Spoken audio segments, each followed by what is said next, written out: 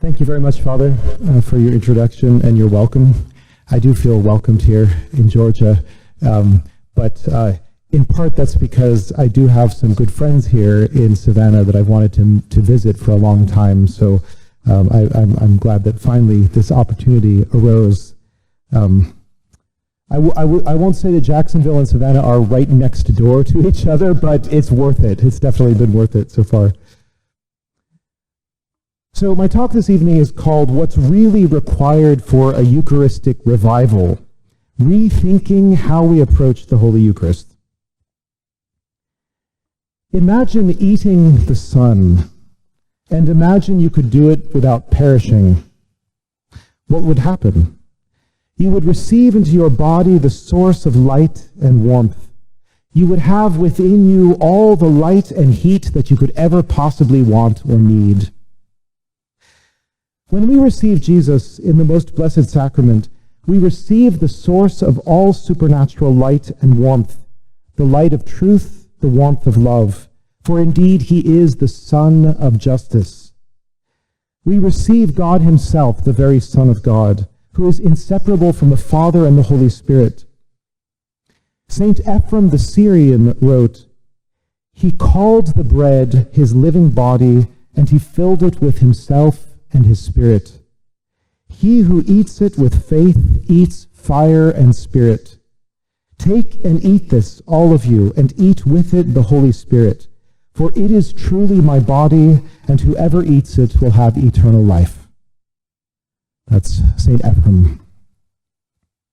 That we are not killed instantly by this contact with eternal and infinite fire is, in its own way, a greater miracle than would be eating the sun without perishing. Our Lord protects us, courteously hiding his blazing glory lest we be overwhelmed, and gently radiating his peace.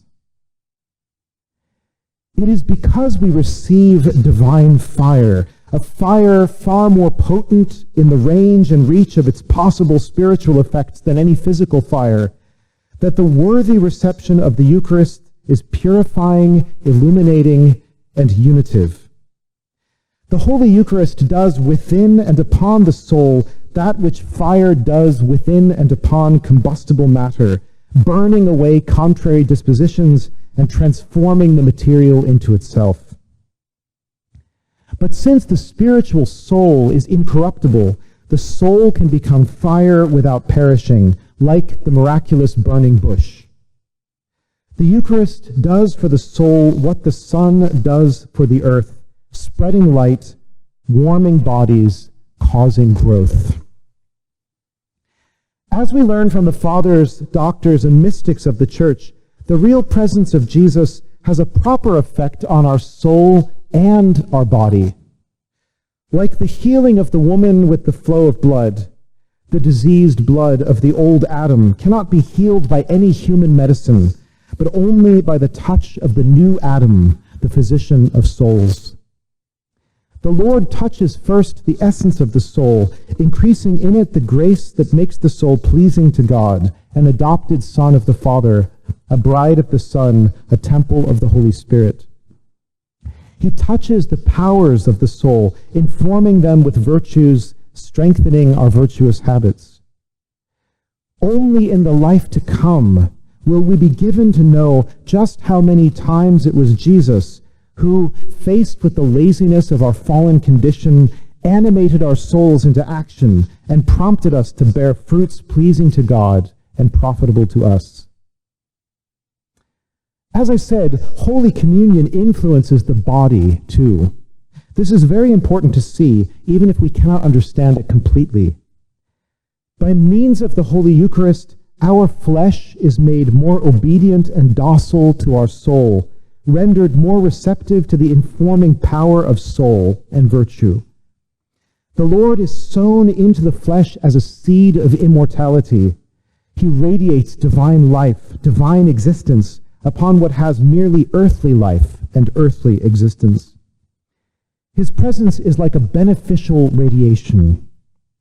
We know that ordinary radiation causes deformity of cells, but the radiation of the Son of God is exactly the opposite. It causes a hidden perfection in cells, in all the matter of the body, so that on the last day the flesh will be recognized in the sight of God as flesh marked by and belonging to Christ, as flesh worthy and able to be resurrected in the image of the glorified King. He wants to change the flesh day by day into flesh that he will resurrect as if it were his very own. Those who have eaten the Eucharist have eaten the flesh and drunk the blood of him who is the resurrection and the life. Their own flesh and blood is invisibly stamped with the signature, the seal of the eternally living flesh and blood of Jesus. To the all-seeing eyes of God the Father, the man or woman fed on the Eucharist looks different from the one who has not been so fed. Not only in his soul, but in his very flesh, he bears the marks of the Lord Jesus. As St. Thomas says, we receive Christus passus, the Christ who suffered, who is now glorified. The body that is conformed to the suffering Christ is conformed to his glory, St. Paul tells us. St. John Chrysostom cries out, "Let us not, I beg you, slay ourselves by our irreverence, but with awe and purity draw near to it. And when you see it set before you, say to yourself, because of this body I am no longer earth and ashes, no longer a prisoner but free. Because of this I hope for heaven, and I hope to receive the good things therein, immortal life, the portion of angels, the conversation of Christ." That's Chrysostom. It is the faith of the Church. It has always been the faith of the Church, Pace Protestants, that Jesus is really, truly, substantially, personally present in the most holy sacrament of the altar. Therefore, how we approach and receive Holy Communion is how we approach and receive Jesus Christ himself. It is a personal act, an interpersonal union, a sign of the most intimate friendship, or the opposite, a sign of the most horrible betrayal. When Judas led the high priests and their guard to apprehend Christ in the Garden of Gethsemane, Jesus asked him, "Friend, why are you here? Would you betray the Son of Man with a kiss?" Here then is the question we must ask ourselves. Do we believe that Jesus Christ, the Lord of heaven and earth, is truly present in the most holy Eucharist? If so, we can do far more than just follow him at a distance like the timid apostles during the Passion. We can eat the way, the truth, and the life. We can become one with him and allow his reality to shape our very self. The truth we are striving to know and to behold face to face in the beatific vision, that same truth is our food. We can consume it and be one with it. The life we long for, the blessed life, the life of heaven free of suffering and death, this life we can take into ourselves now. That God should give himself, that God should give us himself, is completely beyond our limited understanding, but not at all beyond his unlimited power. The way we seek to follow, the gospel way, is not a philosophy, but a person, the Word made flesh, and this person gives himself to us. Do we believe he is Emmanuel, God with us, God dwelling in our midst? Hidden, yes, but also real. Indeed, far more real than we are. Let us go to him. Let us run to reality. God is the source of all reality, all goodness, all holiness, all happiness. Holy Mass is the sacrifice of Christ made real again in our midst. It is his self-offering and ours, united with his. It brings us the sacrament of his passion, death, and resurrection, and through communion with the Lord himself, we suffer, die, and rise again mystically. It may not always feel like the height of one's interior life or one's Christian life, but that is beside the point. Our religion does not consist in feelings or even true thoughts, but communion with mysteries. It is about massive realities too big for our comprehension. God thrusts them upon us, and we respond in the darkness of faith. We have to trust not to our changing feelings or our uncertain thoughts, but His everlasting word, which is the only rock we can safely build on. All this takes place in faith, in the darkness of faith. But as long as we rely on the invincible and infallible promises of Jesus Christ, the Eucharist becomes for us the great reassurance that we are heading toward heaven, as well as the great source of power to reach this goal. As I mentioned a moment ago, Judas betrayed our Lord with a kiss, with a pretend sign of friendship that was actually a death warrant. We do not want to be like Judas, betraying our Lord first by committing mortal sin, and then making our state infinitely worse by receiving Him in the midst of the guilt of unconfessed and unforgiven mortal sin. The Council of Trent expressed with incomparable brevity and clarity the reason why we must be concerned to present ourselves worthily for Holy Communion.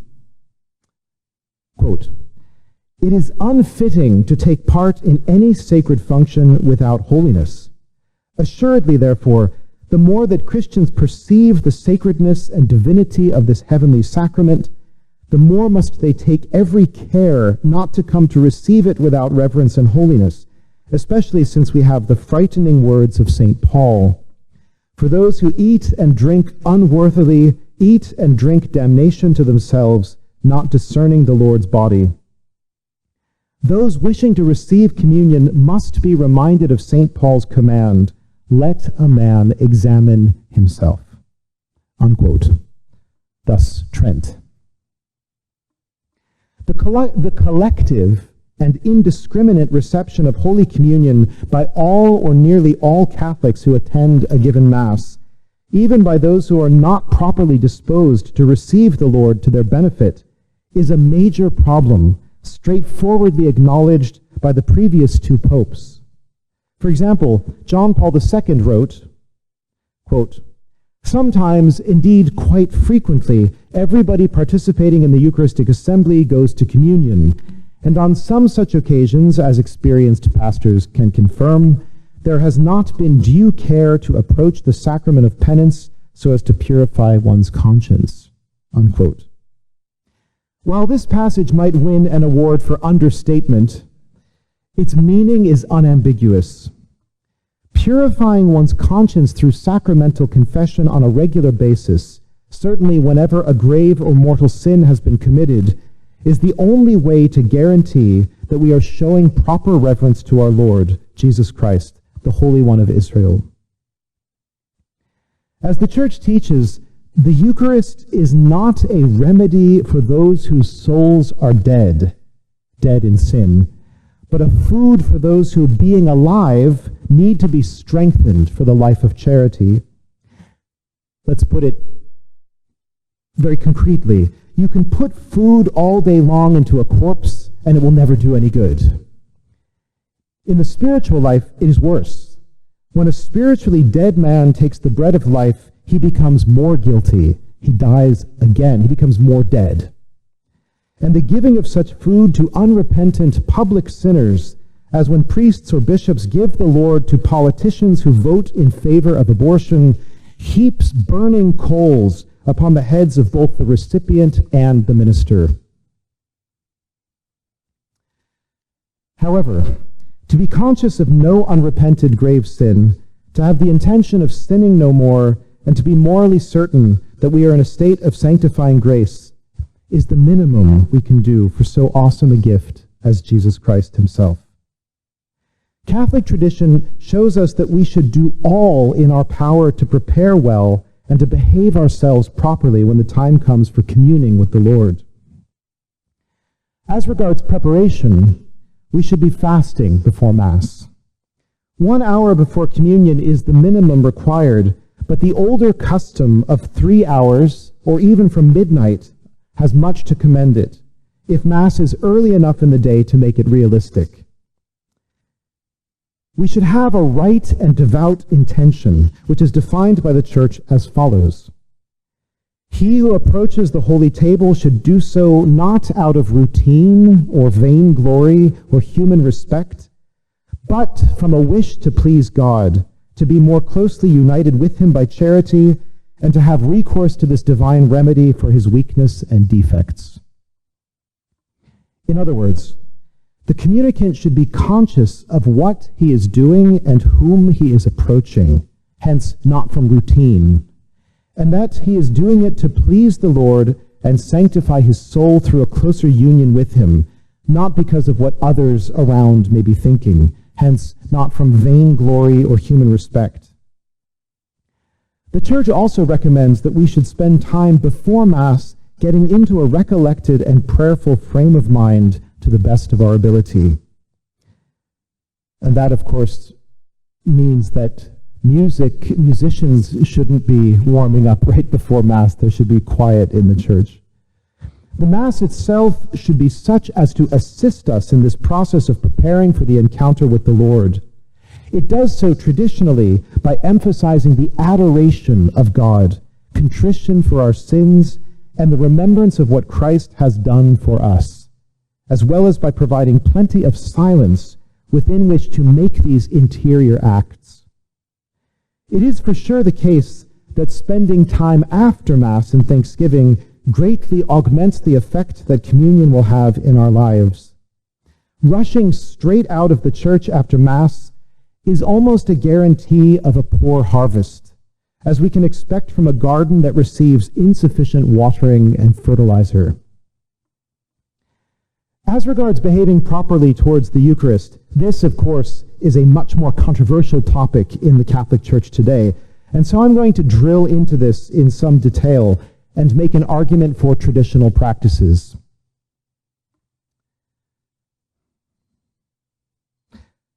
For most of history, Latin Rite Catholics have received communion on the tongue and in a kneeling posture.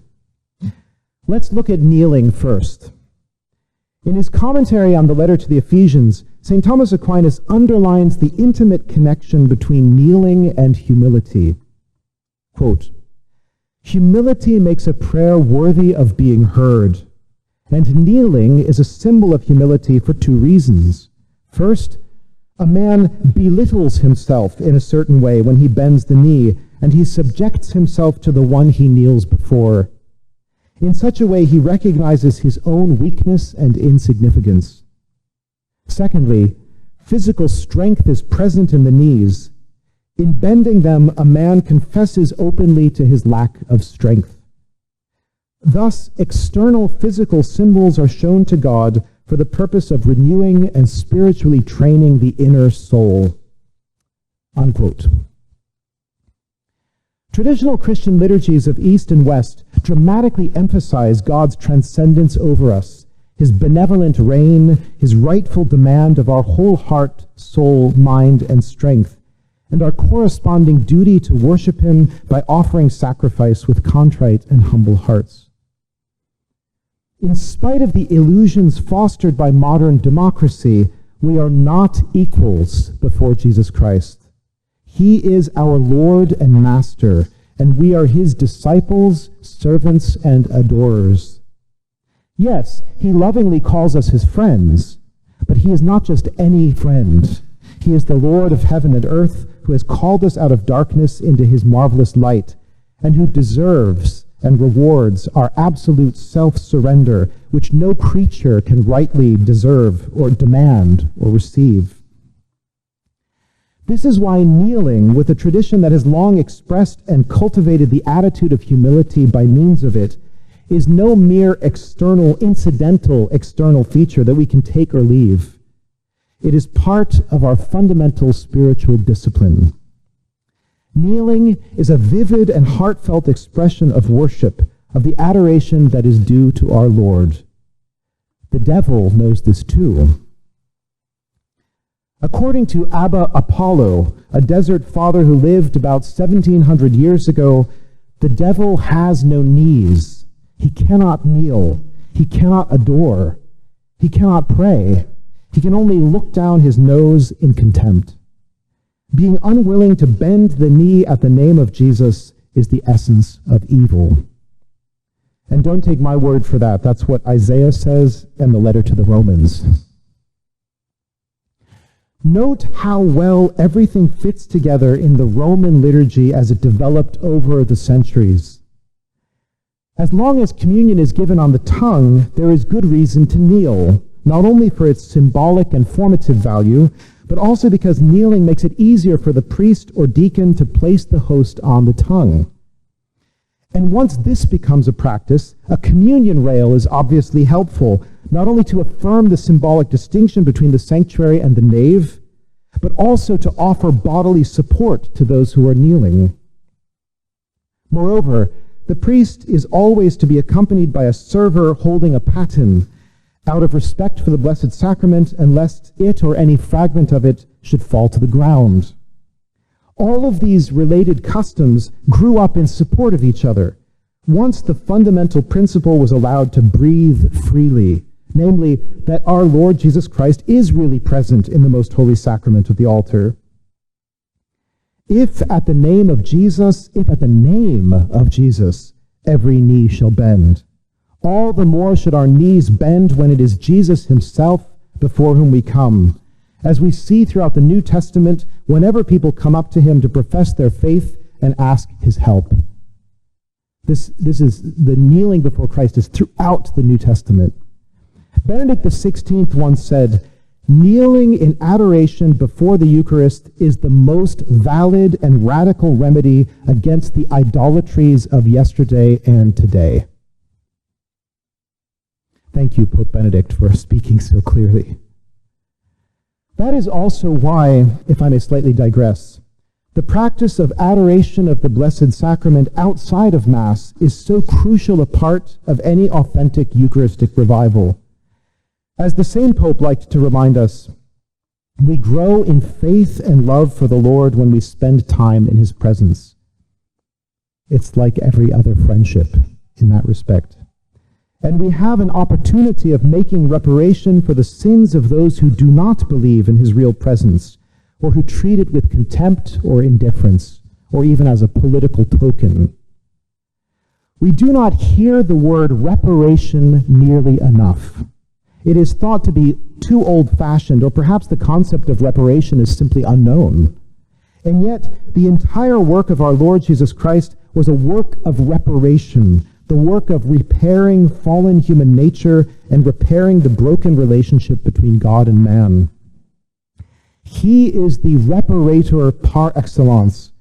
And when we fast, abstain, keep vigil, make holy hours, or do other penances, we enter more deeply into his work of redemption, of reparation, for the liberation of souls and the glorification of the Father.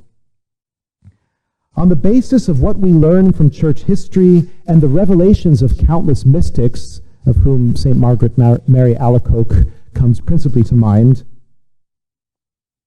we can be quite certain there will never be any revival without earnest and widespread reparation for sins committed against the Most Blessed Sacrament. The United States bishops certainly ought to know that, but apparently they are almost as badly informed at times as their flocks are. We need to pray for them. Resuming our main topic, a next point to focus on is that the priest's hands are specially consecrated with holy oil in his ordination so that he may fittingly handle the Blessed Sacrament, may touch and administer the holy gifts of the altar. In the words of Pope John Paul II, quote, "One must not forget the primary office of priests who have been consecrated by their ordination to represent Christ the priest. For this reason, their hands, like their words and their will, have become the direct instruments of Christ. Through this fact, that is, as ministers of the Holy Eucharist, they have a primary responsibility for the sacred species, because it is a total responsibility. They offer the bread and wine, they consecrate it, and then they distribute the sacred species to the participants in the assembly who wish to receive them. How eloquent, therefore, is the rite of the anointing of the hands in our Latin ordination, as though precisely for these hands a special grace and power of the Holy Spirit is necessary.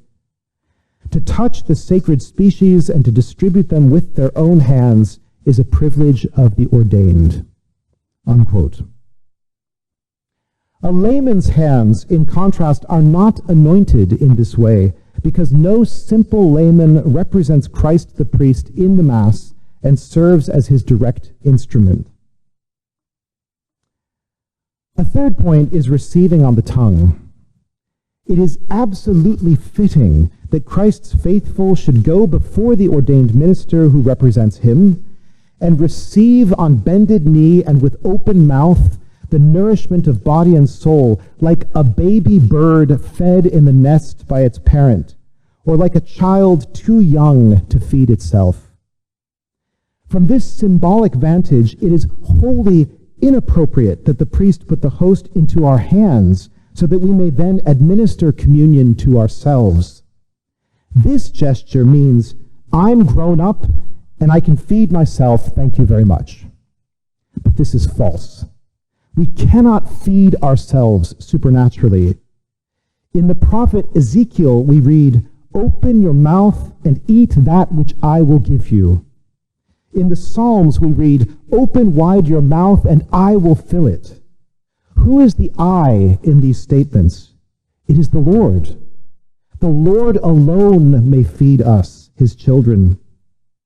Only Christ, the high priest, can give us the bread of life, and his ordained minister acts in his place, set apart by holy orders, and with hands likewise set apart for a task of divine bestowal.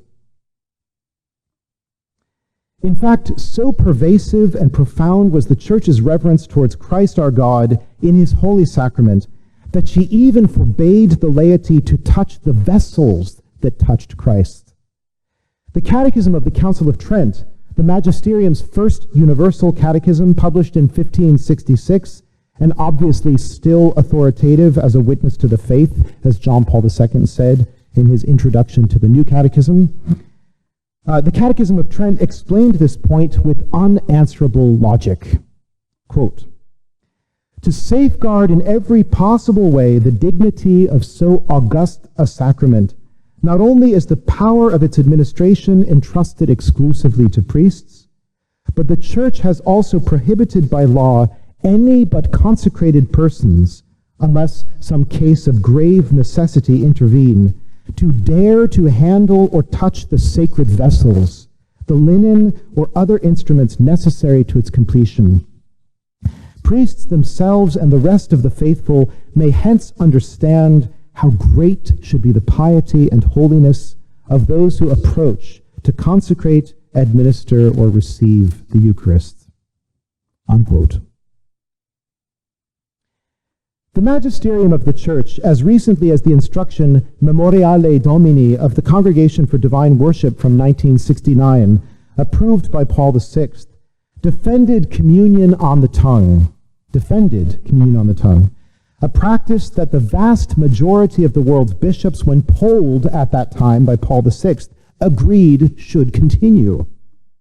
Now here's a big quotation from Memoriale Domini, very important. Quote, "In view of the state of the Church as a whole today, this manner of distributing Holy Communion, that is, on the tongue and kneeling, must be retained, not only because it rests upon a tradition of many centuries, but especially because it is a sign of the reverence of the faithful towards the Eucharist. This practice in no way detracts from the personal dignity of those who approach this great sacrament, and it is part of the preparation needed for the most fruitful reception of the Lord's body." That last sentence might be a bit curious to you when it says that this practice in no way detracts from the dignity of those who do it.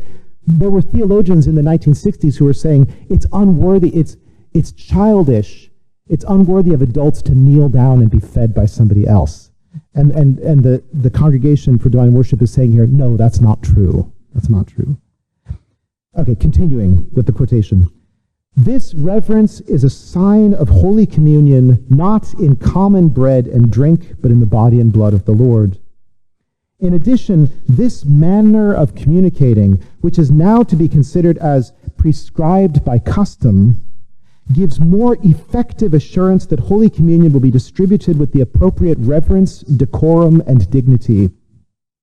That any danger of profaning the Eucharistic species, in which the whole and entire Christ, God and man, is substantially contained and permanently present in a unique way, will be avoided. And finally, that the diligent care which the Church has always commended for the very fragments of the consecrated bread will be maintained. If you have allowed anything to be lost, consider this a lessening of your own members.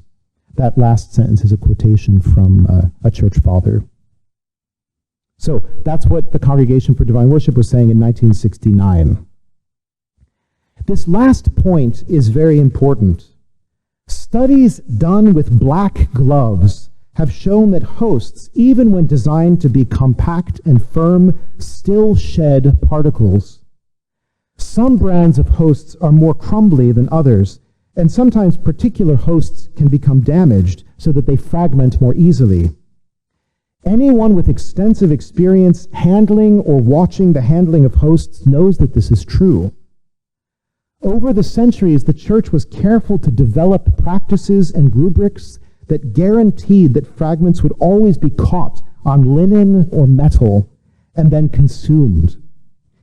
In the modern way of distributing hosts directly into people's hands, there's a serious problem of the scattering of particles, not to mention other horror stories about evil people who take away hosts, or confused individuals who don't know what to do with the host and put it in a hymnal or in a purse, or sell it on eBay. That is why I maintain that even if it is possible to imagine a tightly controlled situation in which reception in the hand might not run the risk of sacrilege, it is impossible to avoid sacrilege when this practice is carried out on a large scale over long periods of time.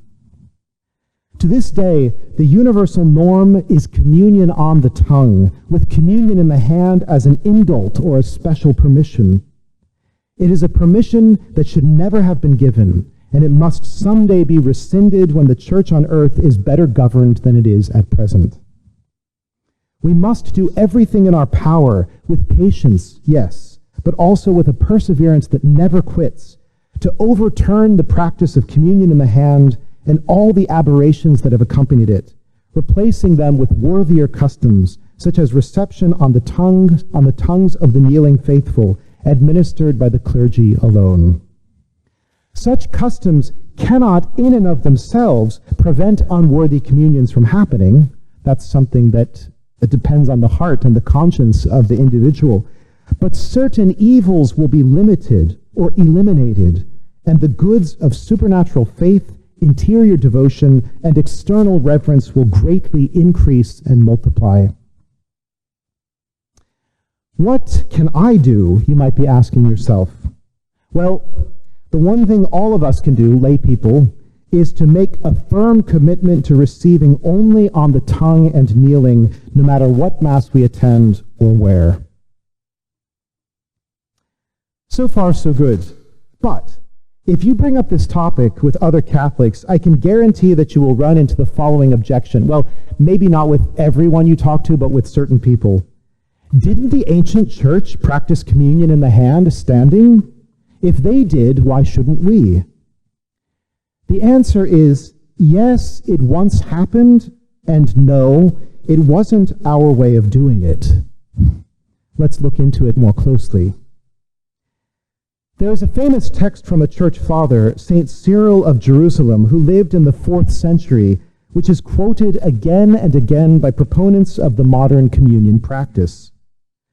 Now, it's interesting, by the way, that we have hundreds of church fathers, and this is the only substantial text on communion in the hand. So that itself is worthy of note, but I'm not going to comment on that any further. So St. Cyril writes in his mystagogical catecheses, quote, "Coming up to receive, therefore, do not approach with your wrists extended or your fingers splayed, but make your left hand a throne for the right, for it is about to receive a king. And cupping your palm, so receive the body of Christ and answer, Amen. Carefully hallow your eyes by the touch of the sacred body, and then partake, taking care to lose no part of it. Such a loss would be like a mutilation of your own body. Why, if you had been given gold dust, would you not take the utmost care to hold it fast, not letting a single grain slip through your fingers, lest you be by so much the poorer? How much more carefully, then, will you guard against losing so much as a crumb of that which is more precious than gold and precious stones?" Unquote. Very interesting passage. We should take note of several things about this passage. First, the extreme carefulness that St. Cyril demands of the one about to receive the Lord himself, the King. Not a speck of the consecrated bread should be lost. That would be like a mutilation of one's body, a loss of something more precious than any created thing. It was, in fact, this very emphasis on the immense care to be taken toward the Eucharist, together with an ever-deepening appreciation of the sheer magnitude of so divine a gift, that led the Church over time to abandon communion in the hand and to prefer communion directly in the mouth. This is a primary example of what is called the organic development of the liturgy, which pursues the implications of an original belief or attitude until the external expression most perfectly reflects and inculcates that belief or attitude. Conversely, the artificial return to a much earlier but long since discontinued practice, and one that now, reappearing in a very different context, carries with it overtones of casualness and lack of faith in the real presence, is a primary example of the error of antiquarianism condemned in 1947 by Pius XII in his encyclical Mediator Dei. So I hope that makes sense what I'm saying, that it's the very attitude in St. Cyril that eventually led the Church to abolish communion in the hand. It's the same attitude that led to that organically. And then 1,000 years or more later, to try to go back artificially to an ancient custom, that's a mistake, because it's not recognizing the way that the Church actually progresses in her knowledge and in her practice of worship. Second, if we look more carefully at what Cyril describes and combine this passage with other hints from antiquity, we can see that even when communion in the hand was practiced, it involved marks of reverence that curiously never accompanied its reintroduction in the late 1960s. It is significant that the Eucharist laid on the right hand is not then received by means of the less valued left hand, but rather directly by the mouth. What appears at first glance to be communion in the hand reveals itself on closer inspection to be communion in the mouth, with the right hand serving as a sort of paten. Bishop Cyril's description shows that the attitude of the communicant then is not one of taking and capturing, but rather of reverent and humble reception accompanied by a sign of adoration. So let me try to illustrate this for you, okay? So what Cyril is describing is not you never receive in your left hand, okay? That doesn't for all of ancient Christianity, the left is a symbol of evil. You would not receive the Eucharist in the left hand. So you would receive in the right hand, and then you would bow down and take it with your mouth off of your right hand. Okay, so it's using your right hand like a paten. It's fixed in place. The Eucharist is placed there, and you bow down and you lick it out of your hand, right? And if this sounds strange, all you have to do is, well, if you go to a Byzantine liturgy and you happen to be sitting in such a way that you can see the priest when he's cleansing the vessels, he will lick his fingers as well. This is something that they still do in the East. In the West, we've developed a sort of a tamer way with pouring water. Yeah, exactly. So that's what Cyril is describing, not at all what people do today. Bishop Athanasius Schneider, an expert in patristics, writes, quote, "The practice had a different form in ancient times than it does today. The Holy Eucharist was received on the palm of the right hand, and the faithful were not allowed to touch the Holy Host with their fingers, but they had to bow down their head to the palm of the hand and take the sacrament directly with their mouth, thus in a position of a profound bow and not standing upright. The common practice today is to receive the Eucharist standing upright, taking it with the left hand. This is something which symbolically the Church Fathers would find horrific. How could the Holy of Holies be taken with the left hand? What is more, today the faithful take and touch the host directly with their fingers and then put the host in the mouth.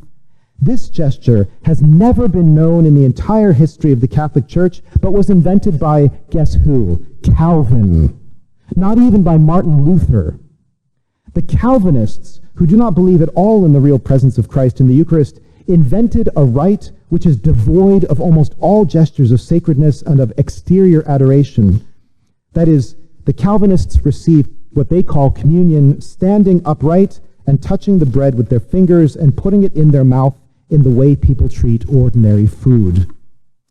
For them, this was just a symbol, so their exterior behavior towards communion was similar to behavior towards a symbol.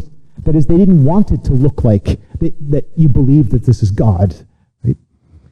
During the Second Vatican Council, Catholic modernists, especially in the Netherlands, took this Calvinistic communion rite and wrongly attributed it to the early church in order to spread it more easily throughout the church.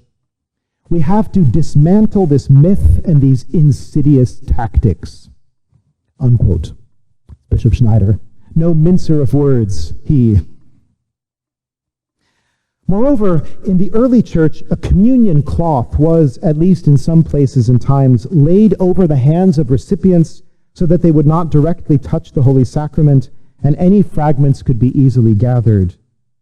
The Byzantine rite still utilizes such a cloth, held under the chins of those who are receiving in their mouths from a spoon handled by the priest. Some traditional parishes retain the use of a houseling cloth that covers the communion rail. While the invention of the so-called chin paten renders the houseling cloth no longer necessary, traditional Catholic churches and chapels often retain it as an additional reminder of the sacredness of this Eucharistic banquet and a symbolic link between the people's reception of the Lord and the cloth-covered altar of sacrifice on which the divine victim has been offered. This houseling cloth underlines that they, like the priest, are partaking of a mystical sacrifice. In short, the ancient record bears witness to beliefs and attitudes that would, over time, develop into the long-standing communion customs of both the Latin West and the Byzantine East. In the West, communion on the tongue, kneeling, is the natural and suitable result of St. Cyril's Eucharistic piety. The attempt to turn back the clock to antiquity, an antiquity, moreover, deceptively misrepresented and fictitiously reconstructed, is, in the end, nothing but a Trojan horse for Calvinistic sacramental theology.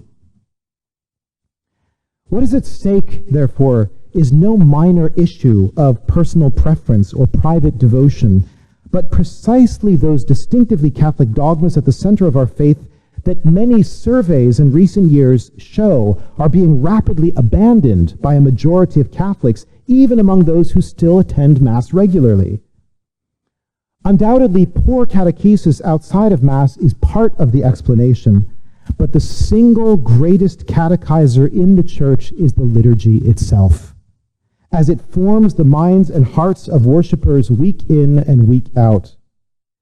If Mass is celebrated in a way that does not have us consistently and obviously behaving toward the Eucharist exactly as we would toward the risen Christ himself, then no other solutions will ever fix this problem with all the sins that follow in its wake. The only path to a true Eucharistic revival is to abandon these harmful, heresy-induced practices from the 1960s and 1970s and to restore our traditional customs of utmost reverence toward the bread of angels. There is nothing complicated about this. It's as clear as day. Let us avoid sophistry and cowardice and beating around the bush and call a spade a spade. Sometimes one will also hear a silly objection that goes like this. Why do you think the tongue is holier than the hand? If you are in a state of grace, your hands are as holy as your tongue. Or the related objection, what matters is what's inside our hearts, not what we do with our bodies. As long as you believe in and love Jesus, it doesn't matter whether you stand or kneel, etc. Anyone who has been paying the slightest attention up until now can see right away that these objections totally miss the point. What we do with our bodies during worship both expresses the attitude in our soul, what we believe we are doing, and helps to shape our attitude the right way. Everyone recognizes this fact in every other area of life. A man would not propose marriage to a woman in the same way as he stands in line at the post office to buy stamps. A mother would not handle her baby roughly or negligently and make the excuse that it's only the love in my heart that matters, not what I do outwardly.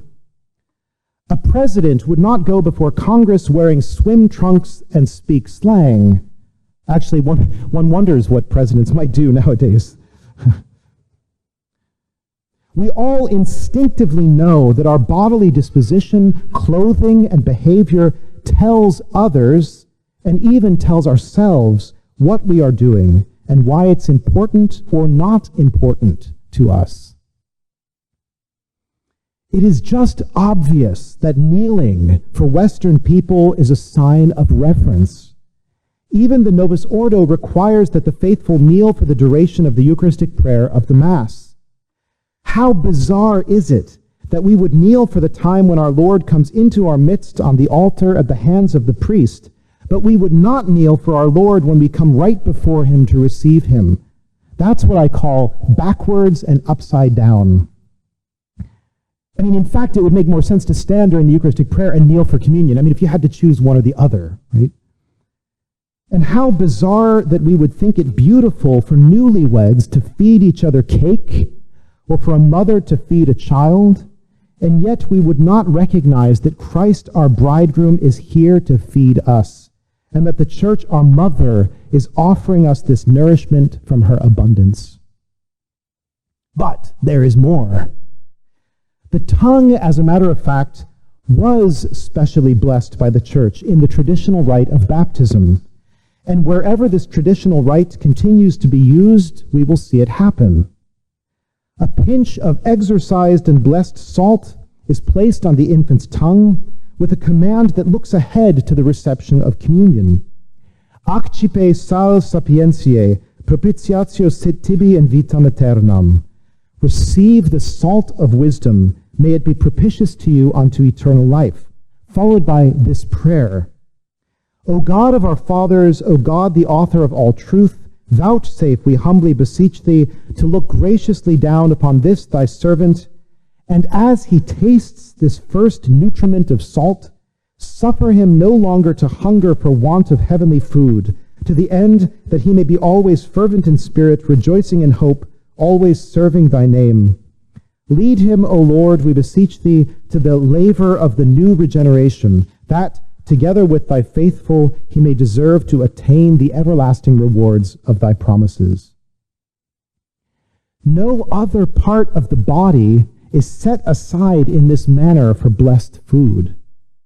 The salt may be seen as a symbolic substitute for communion, or an anticipation and preparation for the Eucharist, for the one who cannot yet receive it. It is no wonder that the removal of this precious ancient ceremony from the modern rite of baptism more or less coincided with the toleration of communion in the hand. So it's the same people working towards these things. Now, All that I have said until now points to one conclusion. The Catholic Church knew what it was doing for the past 1,000 years and more in regard to how the clergy and the faithful should treat the Most Holy Eucharist. Let's briefly review how the traditional Latin Mass practices and thereby inculcates utmost reverence for the Most Holy Eucharist, and in this way serves as the gold standard for any liturgy we celebrate. In order to prevent the scattering of any particles and to remind himself of the awesomeness of what he is doing, the priest holds his thumb and forefinger together after the consecration of the host and keeps them thus until the careful ablutions after communion. He bows and genuflects many times towards the Blessed Sacrament. His anointed hands are the only ones that touch the sacred species and distribute them to the faithful, who receive on their tongue kneeling in a posture of humble submission. This millennium-old practice of kneeling before the Holy One of Israel and of receiving him on the tongue from the hand of an ordained minister literally embodies our dependency on God, our lowliness and unworthiness, our need to fall in adoration before the Lord, and our desire for healing and elevation.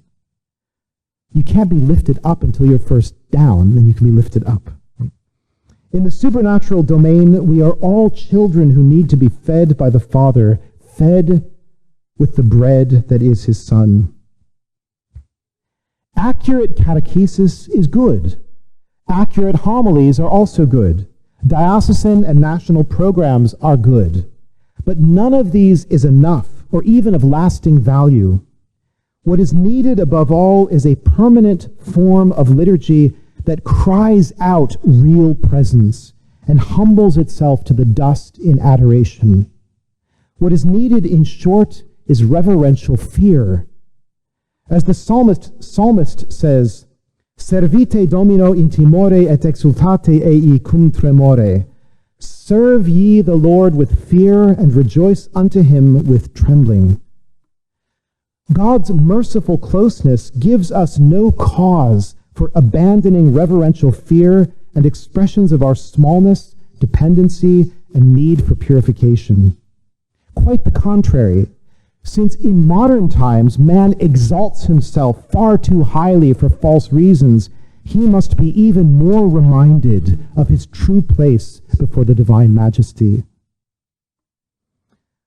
Another way the revival of the traditional Mass helps us today is by presenting to us a ritual that is manifestly ordered to the worship of God himself, rather than seeming to be directed to the people. One of the widespread errors of our age is the belief that Mass is more or less a fancied-up communion service for the sake of getting the Eucharist. So much so that it is thought strange to attend Mass without going up for communion. Am I right? That's certainly a common view. Undoubtedly, the union of the members of the mystical body of Christ with their head is included in the purpose of Mass. But we can receive communion also outside of Mass, as when it is brought to the sick in the hospital or to soldiers on a battlefield. The primary purpose of the Mass as such is to adore, praise, placate, and supplicate the Most Holy Trinity. It is the perfect act of divine worship by which the Father is well pleased with the Son. Through it, the Church militant receives an outpouring of grace, the Church triumphant an increase of joy, the Church suffering an alleviation of pains. The truth of the inherent value of the Mass was better understood in olden times when people spoke of assisting at Mass. We assist in this outpouring of grace, this increase, this alleviation, by our presence and our personal prayer united to the holy sacrifice. We are already mightily blessed simply to be there for this august mystery, this all-worthy offering. Even if there were nothing else in it for us, so to speak, the holy sacrifice of the Mass all by itself would give us matter for a lifetime of thanksgiving, or more truly, an eternity. In heaven, the communion we enjoy with God is so perfect, there is no need anymore for sacraments. Yet the worship of the mystical body still continues. the Son still offering his divine humanity and his holy wounds to the Father, and we offering ourselves with him. In conclusion, when a community is lacking a solid, reliable, inflexible center, a core identity, it begins to crumble around the edges, like a garment that unravels when the seam is torn. This has happened in the Catholic Church in the past half-century, when far too many Catholics have lost their core identity as sons of God, soldiers of Christ, citizens of the city of God, heirs of immortality, sharers in the offering of divine worship, prophets of truth, and kings over their bodies and other earthly realities. The fundamental reason for this confusion or amnesia about who we are and what we are supposed to be doing is, in my opinion, the devastation wrought upon the central act of the Catholic religion, the holy sacrifice of the Mass and all that happens during it. If the Mass is as it should be, everything else eventually falls into place behind it, or will gather around it like bits of iron around a powerful magnet. The whole of Christian civilization, as John Sr. says, was essentially built around the Mass and the Holy Eucharist. The world should minister to the altar and the tabernacle. If we get this wrong, it's as if the soul has departed from the body. The body starts decomposing, and nothing we can do makes it come alive again, except breathing the soul back into it, as our Lord did for his friend Lazarus. As he once said, "Lazarus, come forth," Jesus says to his church today, "My people, come forth from the tomb in which you have buried yourselves by compromises with the world, by surrendering to the flesh, by collaborating with the devil in the destruction of Christian civilization and Catholic culture. Come forth and live again the life you once knew. I will make you whole again." Good physicians go straight to the cause of the disease. We too must do the same. Our disease is the trivialization, secularization, and democratization of the Mass. This disease can be healed only by applying its contraries, the exaltation of the beauty, mystery, majesty, and holiness of the Mass, the re-sacralization of it, so to speak, by the recovery of its rich tradition of prayers and music, ceremonies, and customs, the bold reaffirmation of the special place of the clergy and of exclusively male ministry in the sanctuary. When the Mass shines forth once again as the glorious pinnacle of our life together, when the clergy approach it as the holy mountain and the burning bush in awe, with head bowed and vanity slain, when the laity enter into it as into a spiritual Garden of Eden where they may taste the sweetest fruit of the tree of life, then, and only then, will the renewal of the Church for which we hope and pray begin in earnest. The Church's greatest theologian, St. Thomas Aquinas, teaches that the common good of the entire universe is contained in the Holy Eucharist. If we care about our souls, and beyond that, our families and the parishes of which we are members, of the universal Church, and indeed of all mankind, we will orient our lives around the worthy celebration of this awesome sacrifice, and will do our utmost to partake worthily of it.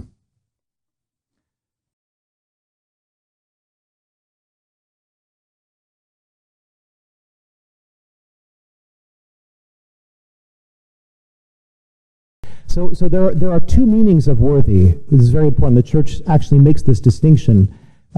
There's the absolute worthiness of God, and guess what? Only God is absolutely worthy of God, right? But then there's the relative worthiness of doing what we can to remove the obstacles to his grace. And that's when the Church teaches, and by the way, this is solemn dogma, this is not opinion, that we must be, to the best of our knowledge, we must be free from the guilt of mortal sin. And that's the minimum worthiness that we're talking about here. Right? So definitely not absolute worthiness. In that we all need to say, Lord, I am not worthy, because we can always become holier and we can always become more full of charity.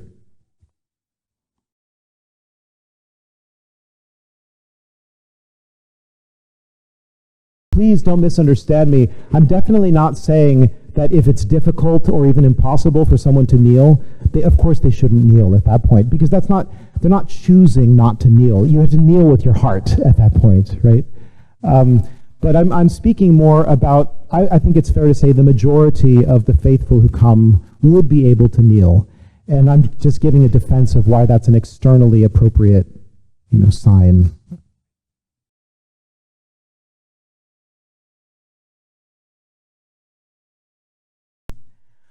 So, of course, I alluded to that poll in my talk, the famous Pew Research study, and that's not the only one. There are other studies that point in the same direction. Excuse me. I think that the numbers certainly wouldn't be any better right now than they were just a few years ago. I can't say if they would be worse. I don't know on what basis I would say that.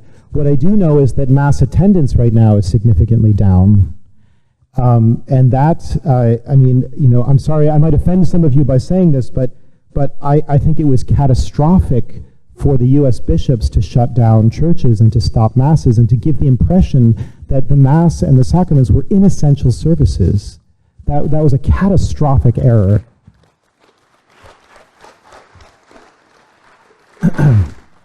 But in terms of the future, I regret to say that, well, let's just say I'm a bit of a pessimist and a bit of an optimist. Maybe that just means I'm a realist. I don't know. But I'm a pessimist in the short term and an optimist in the long term. In the short term, I think that, and again, I feel like I might be walking on eggshells here, given that there's a diverse audience. But I think that there are some people who are so deeply committed to certain ideas that became popular after the Second Vatican Council that they will not rethink them. They will not critique them. They won't let them go, and they'll hold on to them for as long as they can. And I think that's been a lot of damage has been done, because unlike a corporation that has to keep examining whether its policies are working and whether it's making a profit, so to speak, the church, and this I think is part of clericalism, a clericalist culture. The church, in a sense, has the luxury, or can imagine that it has the luxury, of not assessing itself the way a corporation has to assess itself. And so, I love this analogy because I think it's quite true. When Coca-Cola came out with New Coke, right? It flopped dramatically, and it wasn't working. And what did they do? Well, they didn't just stick to their guns and say, well, people have to like the new Coke. They just made the old Coke again. And therefore, I'm not really surprised that so many of the younger generation, I'm in my early 50s, but when I go to the local Latin Mass, it's packed with young people, 20-something-year-olds, 30-something-year-olds, lots of children, per capita, much more than any of the other parishes. Why is that happening? I think it's because these people don't have the same baggage, and they don't have the same assumptions. They're not attracted by guitar masses. They're not attracted by looseness and casualness. They're attracted by reverence, by order, by discipline, by serious prayer. Because right now, to be a Catholic is to be countercultural.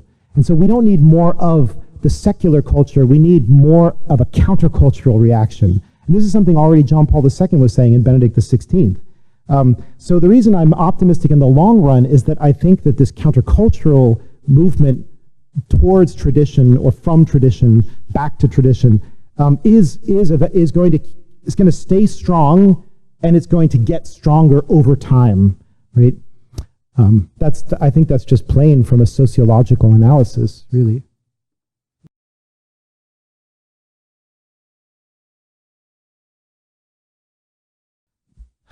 There's a lot packed into that question, obviously.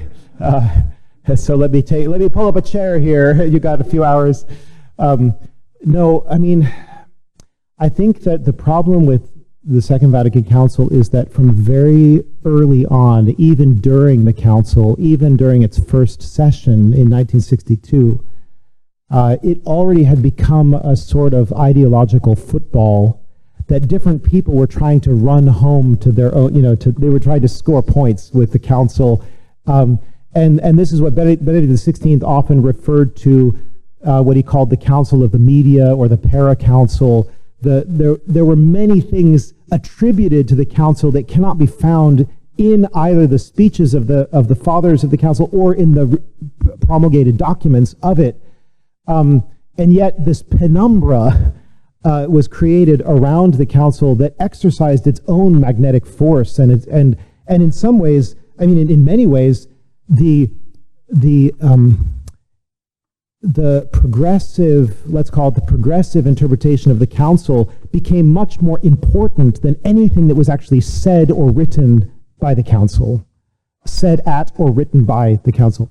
And so part of our problem is that when you ask, when will Vatican II be implemented, you then immediately have to ask, will the real Vatican II please stand up? And who gets to decide what the real Vatican Council, Second Vatican Council is? Well, you might say, well, the Pope gets to decide that. That seems like a reasonable Catholic answer. Well, John Paul II and Benedict XVI interpreted it in one way, and Pope Francis is now interpreting it in a quite different way. And although you can find an overlap, like a Venn diagram, there are still very strong differences between the last four popes, even you could say the last five popes.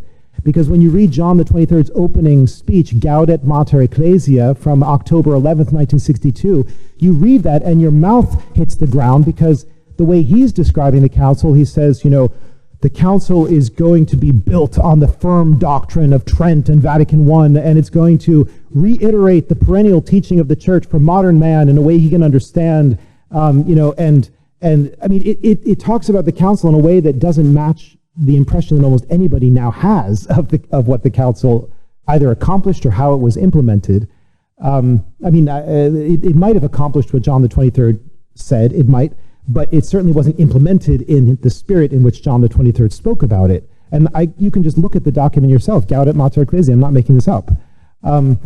So even just to say, well, who gets to interpret the Second Vatican Council, even to say the Pope is no longer a satisfactory answer, right? At least not practically speaking or pragmatically speaking, it takes you in different directions.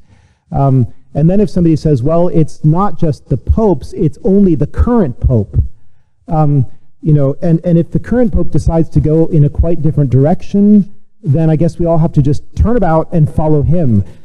I'm sorry, but to me, that starts to sound like Mormonism, and the president of the Mormons saying, okay, now we can drink caffeinated beverages, before they were forbidden. That is to say, there's a kind of hyper-papalism there that would be mocked by Protestants. They would think, do you not have intellects? Are you not trying to be coherent with yourselves? Are you going to disagree today with what you agreed with yesterday just because the Pope says so? I mean, that seems like a caricature of the papacy. It is a caricature of the papacy. I've got a book about that back there, actually, called The Road from Hyperpapalism to Catholicism. I don't shy away from controversy when I title my books, so that one kind of tells you right away what the thesis is. So I actually think Bishop Schneider is the best commentator on Vatican II, actually. If you read his book, he has a book called Christus Vincit, which I can't recommend it highly enough. It's such a good book. It's a really beautiful, entertaining read, and very enlightening too. But it's an interview book with Bishop Schneider, and Diane Montagna is asking him some really great questions, like those old interviews with Ratzinger that we all enjoyed, Peter Sebald and Ratzinger. And she asks him a whole bunch of questions about Vatican II. And basically what he says is, there are several luminous teachings of Vatican II that will remain in the Church and will continue to remain for all time, like the teaching on the universal call to holiness for everyone. He, of course, points out immediately that this is not something novel with the Council. I mean, you can find that in St.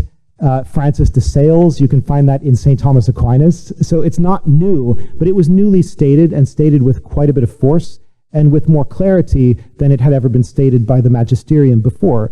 So Bishop Schneider gives a few examples of what he calls luminous truths, and then he says there are a few examples of really poorly written parts of Vatican II that are actually problematic, like when it says Christians and Muslims adore the one same God. He says this is problematic because adoration for Christians is something supernatural. It's based upon the infused virtue of faith. It is divine adoration. Adoration for Muslims is a natural adoration. It's something that any pagan can give to God. That's an equivocation. Christians and Muslims do not adore the same God in the same way, right? So there are luminous truths, there are problems, and then he says there's a whole bunch of stuff that's going to be completely forgotten, right? And should that shock us? No. There have been 21 ecumenical councils in the history of the church, and most of them have said has been forgotten, okay? And that's not like a horrible thing. Much of what councils deal with are particular issues at a particular time. Like, what are we going to do with the Knights Templar? Well, have you seen any Knights Templars around lately? Well, if not, then that teaching isn't going to be applicable anymore, if you, like, Dignitatis Humanae opens up with the statement that modern man is increasingly aware of the dignity of the human person. Well, sorry, in 2022, that ain't true anymore. That is as irrelevant as Methuselah, okay? So that's what I mean by, it's a mixture. Councils are mixtures. And it's especially, Vatican II is something we should especially not be worried about because it, according to Paul VI, said this very clearly, it issued no definitive teaching. It issued no dogmas. It did not teach with dogmatic decrees. It did not define anything of the Catholic faith, and it did not anathematize any errors. And so, although there is teaching there for sure, it's magisterial, it's not like all the earlier councils that actually defined things that Catholics must believe in order to be saved, and things that they must not believe in order to be saved, right? So that's my answer.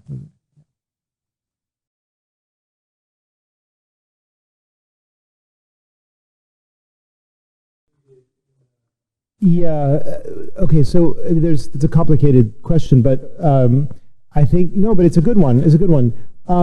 I mean, the first point I would make is that in the history of the church, it typically hasn't, the solution for spiritual problems or even psychological problems has typically been dealt with in a multi-pronged manner over a long period of time, and not by what you could call top-down bureaucratic solutions. And that I think that it's typical of modern Western people. We do this all the time in politics. We think the government can fix the problem of poverty, for example. And so the government builds horrible housing projects, and they throw money at poor people, and they do all these things, and it actually ends up often making the problem much worse, right? And that's because the problem can only be dealt with in many different ways, in many subtle ways, and different directions, kinds of ways, and better coming from below than from above, imposed. And so it seems to me that although you can find what could be called bureaucratic solutions at different moments in the history of the church, it has typically been movements started by saints, or even something like the liturgical movement, which had a good, healthy phase of educating the faithful and equipping them to engage the liturgy better. And the retreats that were once so plentifully offered. And like, if you read, I read a lot of church history, and it just seems like when you read about the church from, like, basically from the 19th century into the 20th century, there were parish missions going on all the time, it seems like, and they were often very well attended. I'm not, you know what I mean? So it seems like things were being done to try to address the issues, but I think that modern people are very impatient with these slow organic processes, and there were definitely people at the council who thought, if we only do X, Y, and Z, we can completely revitalize and reawaken everybody and re-energize everything and win modern man. And it didn't happen. And I think it could have been predicted that it wouldn't happen that way. I hope that's something of an answer. If those attitudes, if there are, let's say, if there are Jansenistic attitudes present, which I would just say, let's not even call it Jansenism, let's just say fallen human beings tend to fall into certain almost predictable patterns. And I think those things would need to be addressed however they could be, in homilies, from the pulpit, in the confessional, at least briefly, in various ways, but not through liturgical experimentation. That doesn't seem to me like a good way of trying to solve these problems. Yep.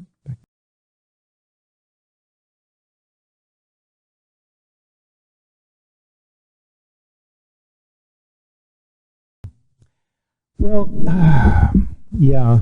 See, that's a complicated question because there is the symbolic aspect, and I fully admit that, that drinking is not the same as eating, and a liquid is not the same as a food, and blood is not the same as the body, and all of this is true, and Catholics know it to be true, at least at some level. That's a kind of an obvious point.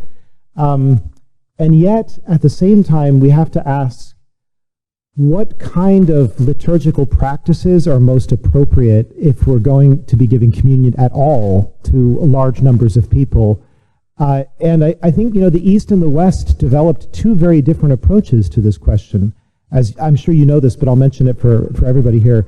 In the Byzantine world, the Eastern rites in general, the laity do receive under both kinds, both species, but that's because they use leavened bread, so they use a loaf of bread that is absorptive, like typical bread, leavened bread, and the priest cuts it up into cubes and puts the cubes into the chalice, and then he administers the cube of bread soaked in the wine into the mouth of the communicant with the spoon. So it's still communion in the mouth, although standing, because in the Byzantine East, standing for them, they've always stood for their liturgy. I mean, in fact, the traditional Byzantine way is to stand for the entire liturgy from the first moment to the last moment. They only kneel for penitential occasions. And so they have found a very reverent way to give communion to both species. The West never developed that form of intinction. But the ordinary is a more recent development. I'm just saying, in terms of just actual Western history, the chalice and the host were always kept separately in two vessels. And so to communicate from the chalice would mean essentially to pass the chalice around, or to give out the chalice. And that I think was perceived by the church. We have evidence that indicates that already by the 9th century, the early 9th century, some people would say before then, that there was a hesitation because of practical reasons, of the difficulty of having enough wine, of not spilling the wine, of how are you going to they didn't want to give the chalice to the faithful just to take it and drink it like a regular drink, right? For some of the reasons that I gave here. So I guess what I'm saying is there are competing issues and possibly even competing symbolisms here. And the solution of the Western Church, which I think is very consistent with the Western kind of pragmatic mentality, is Jesus is present, whole and entire, under both kinds. And therefore, if you receive the host, you're not actually receiving any less of Jesus. And I think that truth is crucial, because people now, I think some Catholics are in danger of having an erroneous view that if they don't receive under both kinds, they're not receiving all of Jesus, or something like that. That doesn't really make sense, right? I know. I guess I was trying to agree with you to some extent, but not to the extent of saying that I think it's a good idea to change the traditional practice in the West. It does seem to me possible, like in an alternative universe maybe, that the West could have developed, or even could have developed after the Second Vatican Council, intinction at the traditional rite, because that can be done. The priest can dip the host into the precious blood and put it on the tongue of the communicant with the paten present. That could have been done. The problem is there was such an explosion of problems in the liturgy after the council that we haven't had the peace, the calm in which to sort of resettle and rethink about these things. So, I mean, to be honest, I think right now the traditional movement is just sort of battening the hatches and saying, let's stick with what was working for many centuries and let's get out of this period of turmoil and tumult. And so it might be possible that what you're describing could happen 100 years from now, but I don't think it's going to happen right now. There was one other point I wanted to make about this.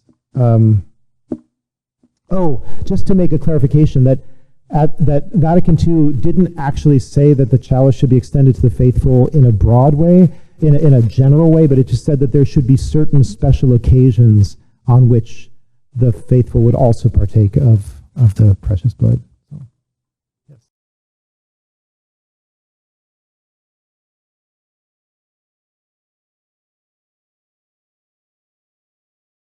Yes. I mean, in some ways, it seems to me that the same principles would apply in the ecclesiastical sphere as apply in the domestic sphere. That is to say, how should one correct one's own father if he goes astray, which of course can happen given the abuse of human freedom and vice and, various things. And so, I mean, when you read spiritual authors talking about this delicate subject, and St. Thomas takes this up, can subjects ever criticize their superiors, is the way he phrases the question. He really, the authors really emphasize that the manner in which it's done needs to be respectful of the authority of the person to whom you're addressing the criticism or the rebuke. It needs to be clear that this is not a personal vendetta. This is not based on emotion. You have to state why. What's the reason? In other words, it needs to be clear and respectful to make it so that it doesn't, as I say, it doesn't look like it's just you have a personal vendetta or an emotional, temper about this person. So I mean, there is a way to do it. I guess the manner in which it's done, the circumstances, how it's done.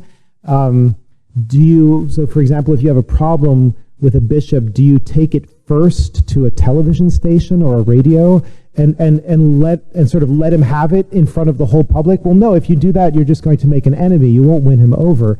So there's also that process that our Lord talks about in the Gospels of going first to the person directly before you go to anyone else, right?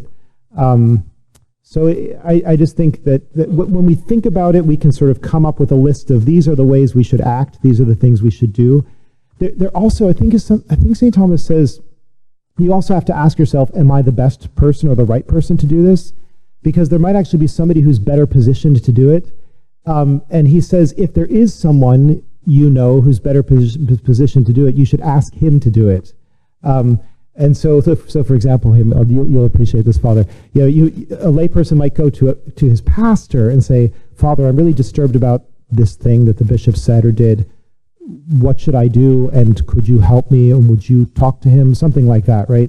So that you're not just acting solely by your own lights, but also with counsel. That's right. Thomas says you should get counsel too. You should get advice from a prudent person. So it sounds complicated, but I think it's common sense. Actually, at the end of the day, St. Thomas is the saint of common sense.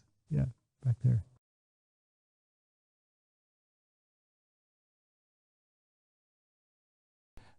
So really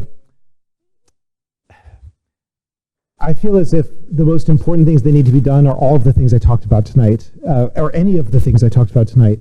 And the difficulty is that there seems to me to be an incredibly stubborn unwillingness to address these things and to address the psychological and sociological and anthropological aspects of these questions of how we worship and what we're doing and what the meaning of it is. And so I don't want to sound too much like a pessimist, but if these sorts of issues, which are the most basic and the most obvious when you look at it, if they're not addressed, I don't think like a note put into a book or something is really going to have much of an effect, or even an announcement. In fact, there was once an occasion when I myself was responsible for making a booklet like that for an event, and I put in a notice about, I just basically copied it from the U.S. bishops about, who should receive communion. And I found out afterwards that there were people who were offended by it, and they went to communion almost in spite of it. Who is anyone to tell me that I shouldn't go to communion? So it seems to me, my observation is, when you go to a Latin Mass and there's a hushed stillness, and the priest and the servers are in the sanctuary, and everything is very orderly and very solemn and very serious, and the communion begins, and people are kneeling up there at the rails, and they've got their hands under the housing cloth, if there is a housing cloth, and the priest is coming down with the server and the paten. It all looks so serious that I think some people think twice about, should I go up and receive? They feel uncomfortable if they're not used to it, and they're not thinking sort of in sync with the liturgy. It might actually be a bit off-putting for them. And I think that's good. We need that first, right? We need, I think, as I said in my talk, we need first to have the sense of maybe this is not for me, and yet that it's fascinating, and you kind of wonder why, and why are these people so focused, and why are they so earnest, and why are they praying so hard? That's the kind of thing that could actually begin a conversion process, it seems to me. But I want to address one other thing you said, which I think, I can't emphasize this enough. People are too focused on numbers, on statistics, and they think that a movement that comprises 1 or 2% of Catholics cannot possibly have an effect, or as big an effect, as 98% of Catholics. I want to disagree with that fundamentally. Church history shows exactly the opposite. In church history, every great reform movement that has transformed the world has begun with one or a few people, right? And I'll give you a great example of this. I think it's a great example because it's not as well known as, say, Jesus picking 12 apostles, to start the church, which now numbers, billions of people. But the Cluniac reform in the Middle Ages, okay, so in the early Middle Ages, monasticism was somewhat falling apart. Europe was a mess. The papacy was a mess. There was a lot of reform needed. The reform did not come from Rome. It did not come from a pastoral program of a bishops' conference, because there were no bishops' conferences. Thanks be to God. No, sorry, just that. But the reform came from a monastery, Cluny, one monastery, with a group of zealous monks who completely turned the place around. Their zeal turned it into this powerhouse of monastic observance and prayer. The monks from there went out all over the world, found other monasteries that didn't come from Cluny, started wondering what the fuss was, and decided to become associated with Cluny. And pretty soon the whole map of Europe and the whole state of the church was transformed because of the Cluniac reform, and it lasted for centuries. So I guess I give that as an example of the really important movements in history, by the way, both for good and for evil, right? Think about like Karl Marx, like you could think about just individuals who have had this larger than life global impact for such huge portions of history. So it's always it's the creative minority, as Ratzinger called it, that makes a difference in the long run, not the 98% who might be going through the motions, or better, but they might be kind of going through the motions, but they're not actually leaving a decisive mark on the church in their time, and they're not going in any direction. They're not leading, they're not inspiring, they're not starting as the seed of a great plant, right? That's how it goes.